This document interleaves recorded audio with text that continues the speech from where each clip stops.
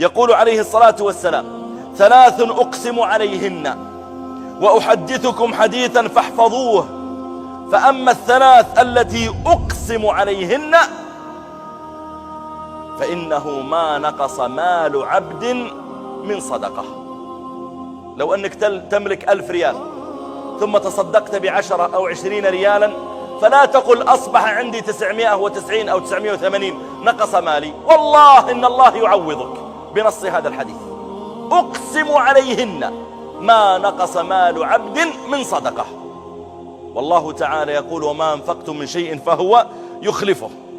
يقول رافع بن خديج رضي الله عنه: الصدقة تسد 70 بابا من أبواب السوء.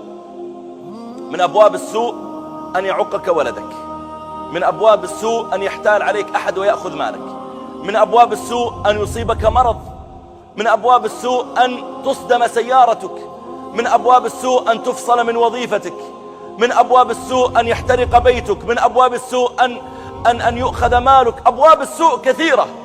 يقول رافع بن خديج: الصدقة تسد 70 بابا من أبواب السوء يسدها الله تعالى عنك. وأفضل الصدقة على ذوي الرحم. تحسن إلى أختك، تحسن إلى ابنتك المتزوجة، تحسن إلى خالتك، إلى عمتك، إلى عمك، إلى خالك. كلما كان رحما فإن الصدقة عليه أفضل. ولو كان رحما كاشحا، أيضا رحم بينك وبينه مشاكل، وتصدقت عليه فالأجر أعظم.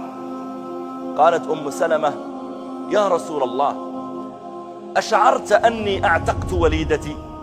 عندها جارية وأعتقتها، أصبحت حرة، والعتق من أفضل الأعمال. قالت: أشعرت أني أعتقت وليدتي؟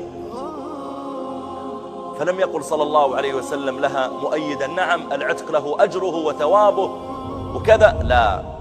قال: أما إنك لو أشعرتني، لو أخبرتيني قبل أن تعتقيها لأمرتك أن تعطيها أخوالك، يعني أن تبقيها أمه مملوكة وأن تحسني بها إلى أخوالك، لأنهم قوم ضعفاء يحتاجون من يساعدهم في البيت.